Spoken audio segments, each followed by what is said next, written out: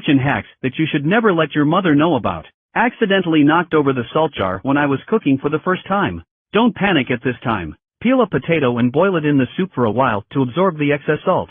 When stir-frying, hot oil always pops out. My hands were about to burn into a honeycomb. Find a large Coke bottle. Crop the bottom out. Insert a fork in the top of the bottle. Put the hand into the bottle again. Hold the spoon. This way stir-frying is much safer. Even if the dish is fried paste, it won't burn your hands. What to do if there is too much oil in it? Prepare a spoon. Put a few ice cubes in it. Take it to the soup and turn it around. Soon the oil in the soup slowly disappeared. It's all solidified at the bottom of the spoon. And then there's a sense of accomplishment. Turn around and play with your phone. The soup spilled out. At this time, just put a wooden spoon on the pot to solve the problem. If you have nothing else to do, it is also possible to clip several clips on the lid of the pot.